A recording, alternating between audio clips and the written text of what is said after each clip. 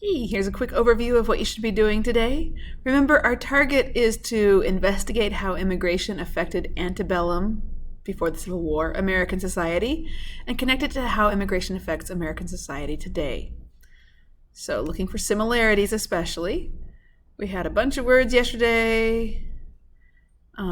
If you did not get the words, you may copy those from someone else if you need the definitions, but no other notes should be copied, just the definitions of the vocabulary. Today you should be finishing up all the pull factors notes and hopefully going on to push factors, and if you have time, even to nativism. We will do the current time notes today, but remember, pull factors are things like education, jobs, having enough food. Those are important things that people want when they are immigrating. So we had this, and you should be reading pages 438 to 439 today. Taking notes. Those notes go down here, push and pull, and looking for opportunities.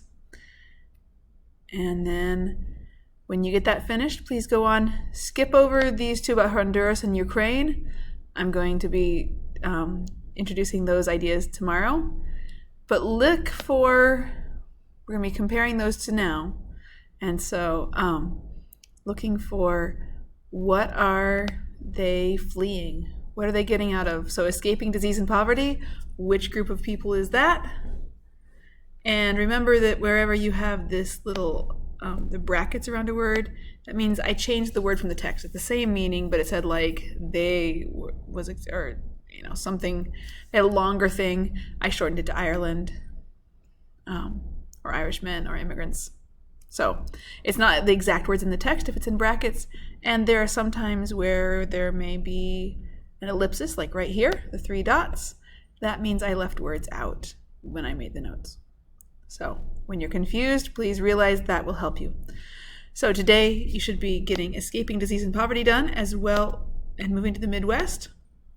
I think that should be doable along with that first page. If you have time to get onto page 444 reading, go for that.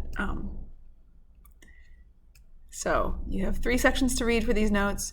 You should definitely get the first section done and hopefully move on to the second section and be reading pages 440 and 441 and taking notes. If you have questions, email me. I will be sitting bored in the waiting room at my son's orthodontist appointment, so I will happily have emails or something else to do to keep me occupied. See you tomorrow. Interesting. There is no end button. Let's see if I can find that. Ah, there it is. All right, see you tomorrow.